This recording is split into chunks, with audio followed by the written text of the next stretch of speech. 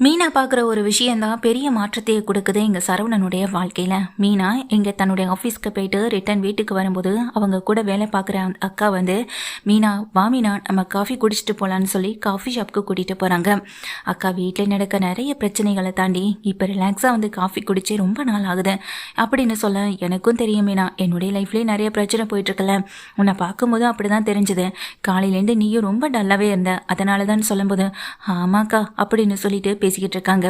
ஆமா, நீ இப்போ உன் மாமியார் குடும்பத்தோட போயிருக்கியா இல்லை தனியாக குவார்டர்ஸில் தான் இருக்கேன்னு சொல்லி கேட்க, எங்க அக்கா என் புருஷன் தான் அங்கே போகவே முடியாதுன்னு சொல்லிட்டு இருக்கானே, எனக்கு அவங்க கூட போய் இருக்க தான் ஆசை அப்படின்னு சொல்ல, அப்படியே டோட்டலி டிஃப்ரெண்டாக இருக்கீங்க நீங்கள், ஆனால் உங்களுக்கு ஆப்போசிட்டாக நாங்கள் இருக்கோம்.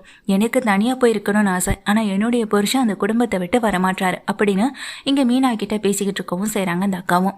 அப்போதான் மீனா அதே காஃபி ஷாப்பில் உட்காந்து பேசிக்கிட்டு இருக்க அஞ்சலியை கவனிக்கிறாங்க.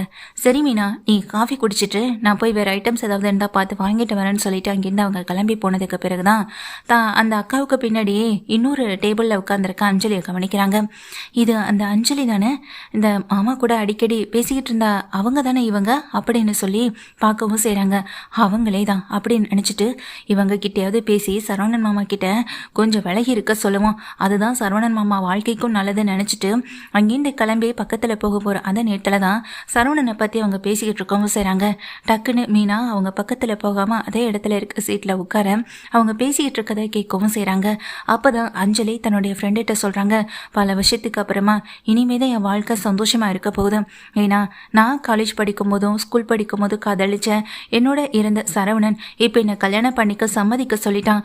அவனும் சம்மதமாக இருக்கான், எனக்கும் சம்மதம் தான். வீட்டில் இதை பற்றி பேசலான்னு இருக்குன்னு சொல்ல உடனே உங்கள் ஃப்ரெண்டு கேட்குறாங்க, ஏற்கனவே இந்த விஷயத்தில் சரவணன் வீட்டில் உன்னை கல்யாணம் பண்ணிக்கிறதுக்கு சம்மதிக்கலைன்னு தானே உன்னைய வேறு இடத்துல கல்யாணம் பண்ணி கொடுத்தாங்க, அதே போல் தானே சரவணனும் இன்னொரு லைஃப்குள்ளே போனார், இப்போ எப்படி அவங்க கல்யாணம் நடக்குன்னு சொல்ல, அதை ஏன் கேட்குற, இப்போது சரவணனுக்கு டிவோர்ஸ் பற்றின விஷயம் போயிட்டுருக்கு, அது மட்டும் இல்லாமல் எனக்கு டிவோர்ஸ் ஆயிடுச்சு, அதனால தான் இந்த விஷயத்தை பற்றி பேசினா கண்டிப்பாக சம்மதிப்பாங்கன்னு எங்களுக்குள்ள ஒரு நம்பிக்கை, சரவணனே எனக்கு வாக்கு கொடுத்துட்டாரு, என்னதான் கல்யாணம் பண்ணிப்பேன்னு சொல்ல, அதையெல்லாம் சரிதாண்டி, இப்போ அவங்க ஒய்ஃப் ப்ரெக்னெண்ட்டாக இருக்காங்கன்னு வேற சொல்கிறேன், இதை காரணம் காட்டி கோர்ட்டில் கேஸ் தள்ளி போனால் என்ன பண்ண முடியும்னு சொல்ல, அதெல்லாம் தள்ளி போகிறதுக்கு வாய்ப்பே இல்லை, ஏன்னா குழந்தை பற்றின எல்லா முடிவையும், அதாவது குழந்தையவே இங்கே சரவணன் வளர்க்குறேன்னு சொல்லிட்டாரு, அதனால் சரவணனுக்கும் எனக்கும் சீக்கிரமாகவே கல்யாணம் நடக்கும், அவருக்கும் ஒய்ஃப்க்கும் இருக்கிற அந்த டிவோர்ஸும் சீக்கிரமாகவே போயிடும் அப்படின்னு சொல்ல, அப்படியா ரொம்ப சந்தோஷம்தான், அது எப்படி அஞ்சலி, இன்னொருத்தவங்களோட குழந்தைய நீ எப்படி பார்த்துக்க முடியும்னு சொல்ல,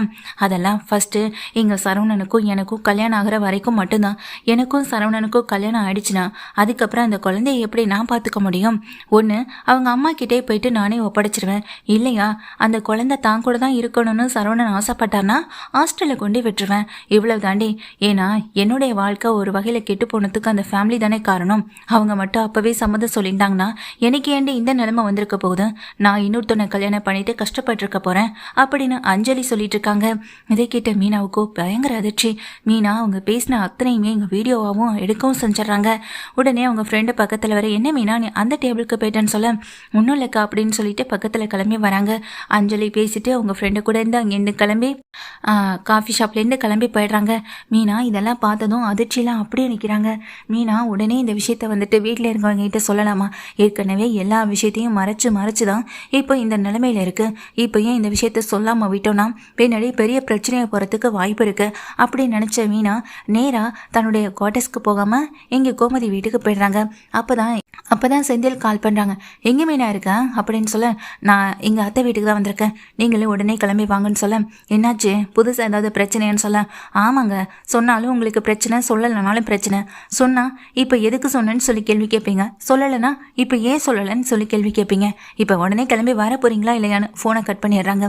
இவன் ஏன் இவ்வளோ கோவமாக இருக்கா அப்படின்னு கோவத்தோட எங்கள் செந்தில் கிளம்பி நேராக கோமதி வீட்டுக்கு வராங்க. என்னடி வந்ததுலேருந்து அமைதியாக இருக்க, முக்கியமான விஷயம்னு சொல்லிட்டு இருக்கேன், ஆனால் முக்கியமான விஷயத்தை பற்றி இந்த வீட்டில் பேச மாட்டேன் அப்படின்னு சொல்ல, ஆமாம் நீங்கள் மயிலக்காவை போய் பார்த்தீங்கல்ல அப்படின்னு சொல்ல, ஆமாண்டி அதான் நான் ஏற்கனவே வீட்டில் எல்லாருக்கிட்டையும் விஷயத்த சொல்லிட்டேனேன்னு சொல்லும்போது, மாமாவுக்கு இதில் என்ன விருப்பம்னு கேட்டிங்களான்னு கேட்கும்போது சரவணன் வராங்க. என்னப்பா என்ன விஷயத்தை பற்றிப்பா பேசுகிறீங்கன்னு சொல்லி கேட்க, இல்லை மாமா நீங்கள் எங்கள் தங்கமயில் அக்கா கூட சேர்ந்து வாழ்கிறத பற்றி யோசிச்சிங்களா அப்படின்னு கேட்க, அதில் யோசிக்கிறதுக்கு எதுவுமே இல்லைப்பா, நான் பேசினது தப்பு தான், அதுக்கு நான் மன்னிப்பு வேணால் கேட்டுக்கிறேன், ஆனால் அதுக்காக அவ கூட என்னால் சேர்ந்தெல்லாம் வாழ முடியாது, ஆனால் அதே நேரத்தில் என்னுடைய குழந்தைய அவகிட்ட விட்டு கொடுக்கவும் முடியாது, முடியாது, அந்த குழந்தைய நானே பத்திரமா வளர்ப்பேன் அப்படின்னு சொல்ல, டேய் சரவணா அப்படின்னு பார்க்குறாங்க. அப்பா இந்த விஷயத்துலையாவது என்னுடைய முடிவை கொஞ்சமாவது கேளுங்கப்பா அப்படின்னு சொல்ல, இதுதான் உங்கள் முடிவா மாமா? அப்போது நீங்கள் இன்னொரு கல்யாணம் பண்ணிக்கிறதுக்கு தயங்க மாட்டீங்களா அப்படின்னு சொல்லி கேட்க, என்னடி என்ன பேசிக்கிட்டு இருக்க, இன்னொரு கல்யாணமா? இன்னும் அவனுக்கு இந்த தங்கமயில்கிட்டேருந்து டிவோர்ஸ் கிடைக்கல, அதுக்குள்ளே இன்னொரு கல்யாணத்தை பற்றி பேசுகிறேன்னு சொல்ல, அத்தை நான் பேசல, உங்கள் பையன் தான் பேசிட்டு வந்திருக்காருன்னு எங்கள் மீனா சொல்ல, என்ன மீனா சொல்கிற அப்படின்னு கேட்குறாங்க. ஆமாம், தங்கமயிலக்கா இவ வாழ்க்கையை விட்டு கொஞ்சம் விலகி போனதும் இவர் இன்னொரு பொண்ணு கூட பேச ஆரம்பிச்சிட்டான்னு உங்கள் வீட்டில் இருக்க எல்லாருக்குமே தெரியும். அது எல்லாம் தெரிஞ்சும் மாமா இப்போ அந்த பொண்ணுக்கு நான் கல்யாணம் பண்ணி கொடுக்குறேன், மாமா அந்த பொண்ணுக்கிட்ட நானே உன்னை கல்யாணம் பண்ணிக்கிறேன்னு சொல்லி வாக்கு கொடுத்துருக்காரு அப்படின்னு எங்கள் மீனா சொல்கிறாங்க. இது வீட்டில் இருக்க எல்லாருமே அதிர்ச்சியோட பார்க்க, மாமா நீங்கள் உண்மைன்னு நினச்சி நீங்கள் ஒரு பொய்யான வாழ்க்கை வாழணும்னு ஆசைப்பட்டுட்டு இருக்கீங்களா அப்படின்னு சொல்ல, இல்லைப்பா இப்போ வரைக்கும் நான் வாழ்ந்துட்டு இருந்தது எல்லாமே பொய்யான வாழ்க்கை, இப்போ நான் வாழ போகிற வாழ்க்கை தான் ஒரு நிம்மதியான வாழ்க்கை, அம்மா அப்பா சம்மதத்தோட என் கல்யாணம் நல்லபடியாக நடக்கும் அப்படின்னு சொல்ல, என்னடா சரவணா மீனா என்னென்னமோ சொல்லுதேன்னு அங்கே பாண்டியன் வந்து கேட்குறாங்க. அப்பா அந்த பொண்ணு வேற யாரும் இல்லை, முதல்ல நான் காதலிச்ச பொண்ணு அஞ்சலி தான், அவளும் கல்யாணம் பண்ணி டிவோர்ஸ் ஆகிட்டே இருக்கா, எனக்கு டிவோர்ஸ் ஆக போதும், ஏப்பா நான் அவள் கூட சந்தோஷமாக வாழணும்னு உங்களுக்கு ஆசை இல்லையா? என்னுடைய வாழ்க்கை ஒரு வகையில் அழிஞ்சு போயிட்டு நீங்கள் கவலைப்பட்டீங்கல்ல, என்னுடைய வாழ்க்கையை சரி பண்ணுறதுக்கு ஒரு வாய்ப்பாக அதை நீங்கள் எடுத்துக்கலாமே அப்படின்னு சரவணன் சொல்ல, கோமதிக்கோ கோவம் வருது. இல்லைப்பா என் விஷயத்தில் நீ தேவையில்லாமல் தலையிட வேண்டாம் அப்படின்னு மீனாவை பார்த்து சொல்ல, ஏ மீனா உனக்கு கொஞ்சமாவது அப்படின்னு அங்கே செந்தில் பேச ஆரம்பிக்கிறது போதும் நிறுத்துறீங்களா அப்படின்னு கையை காட்டி அமர்த்திட்டு இங்கே உடனே மீனா தன் ஃபோனில் இருக்க வீடியோ எடுத்து காட்டுறாங்க. நான் வர வழியில் ஒரு காஃபி ஷாப்புக்கு போயிட்டு தான் வந்தேன், அப்போ தான் இந்த அஞ்சலியை பார்த்தேன், அஞ்சலி என்னெல்லாம் பேசிக்கிட்டு இருக்கான்னு நீங்களே கேளுங்க, அந்த அஞ்சலியை பற்றி நீங்கள் பெருமையாக நினைக்கிறது எதுவுமே தப்பு தான் மாமா, எல்லாமே தப்பு தான் அப்படின்னு சொல்ல, என்னப்பா அஞ்சலியை பற்றி நீயே என்கிட்ட தப்பாக சொல்கிற, உன்னையை விட எனக்கு தான் அவளை பற்றி நல்லா தெரியும், ஏன் எனக்கு பிறக்க போகிற குழந்தைய அவளே எடுத்து வளர்க்குறேனே சொல்லிட்டா, நானும் அவளும் சேர்ந்து தான் எங்கள் குழந்தைய வளர்க்க போகிறோம் அப்படின்னு சொல்ல, அதெல்லாம் உங்களை கல்யாணம் பண்ணிக்கிறதுக்காக போடப்பட்ட ட்ராமா மாமா, நீங்களே கேளுங்கன்னு அங்கே மீனா வந்து அந்த வீடியோவை எடுத்து காட்டுறாங்க. இதை வீட்டில் இருக்க அத்தனை பேருமே பார்க்குறாங்க. என்னடி இது அப்படின்னு சொல்ல, ஆமாம் இங்கே சரவணன் மாமாவை கல்யாணம் பண்ணிக்கணும், அவங்களுக்கு வாழ்க்கை துணைன்னு சொல்லி வேணும், ஆனால் அவங்களோட குழந்தை மட்டும் இவங்களுக்கு வேண்டாம், இங்கே வளர்க்கணும்னு ஒரு விஷயத்த சொல்லி சரவணன் மாமாவை கல்யாணம் பண்ணிக்கிட்டா அதுக்கப்புறம் இந்த குழந்தை விஷயத்த பார்த்துக்கலான்னு அவங்க நினைக்கிறாங்க. ஒன்று இந்த குழந்தையை கொண்டு ஹாஸ்டலில் விடணும், இல்லை தங்கமயில் அக்கா கிட்டே ஒப்படைக்கணும். என்ன மாமா இதெல்லாம் அப்படின்னு சொல்லி கேட்க, சரவணனுக்கு ஓங்கி பலார்னு இங்கே கோமதியை அறையும் விட செய்கிறாங்க. அம்மா அது வந்துன்னு சொல்ல, மாமா தங்கமயில் அக்கா கூட நீங்கள் அஞ்சலியை கம்பேர் பண்ணும்போது தங்கமயில் அக்கா உங்கள் மேலே உயிராகவும் அன்பாகவும் இருக்கவங்க, ஆனால் இவங்க உங்கள் குடும்பத்தை பழி வாங்கணும்னு நினைக்கிறவங்க, இப்படிப்பட்ட ஒருத்தவங்களை வீட்டுக்கு கூட்டிகிட்டு வரணும்னு நீங்கள் நினைக்கிறீங்களா அப்படின்னு மீனா கேட்கும்போது சரவணன் வாய் பேச முடியாமல் நிற்கிறாங்க. இங்கே பாருங்க மாமா, இந்த விஷயத்தில் நீங்கள் என்ன முடிவு எடுக்க போகிறீங்கன்னு தெரியல, ஆனால் இந்த விஷயத்தில் அஞ்சலி ஏற்கனவே முடிவை எடுத்துட்டாங்க, அந்த முடிவு என்னன்னு நீங்களே இப்போ கேட்டுட்டீங்க, இதுக்கப்புறமாவது தங்கமயில் அக்கா கூட சேர்ந்து வாழலைன்னாலும் பிரச்சனை இல்லை, ஆனால் ஒரு தப்பான வாழ்க்கையை தேர்ந்தெடுத்து வாழ்க்கையை சரி பண்ணுறணும், இல்லை தங்கமயில் அக்காவை வெறுப்பேற்றுறணும்னு மட்டும் நினச்சிடாதீங்க. பாவம் அக்கா அவங்க எவ்வளோ கஷ்டப்பட்டுட்டு இருக்காங்கன்னு எனக்கு மட்டும்தான் தெரியும்னு மீனா சொல்கிறாங்க. இதை கேட்ட சரவணன் அதிர்ச்சியிலேருந்து வெளியே வர முடியாமல் நின்றுட்டுருக்கேன். பாண்டியனும் கோமதியும் பார்த்து முறைக்கிறாங்க. ஏண்டா உன் வாழ்க்கையை சரி பண்ணணும்னு நினைக்கிறதெல்லாம் சரிதான், ஆனால் அது சரியான ஒரு பொண்ணால் தான் முடியும்னா அதை நீ யோசிக்கணும்டா அப்படின்னு பாண்டியன் சொல்லிட்டு அங்கேருந்து நகர்ந்து போகிறாங்க.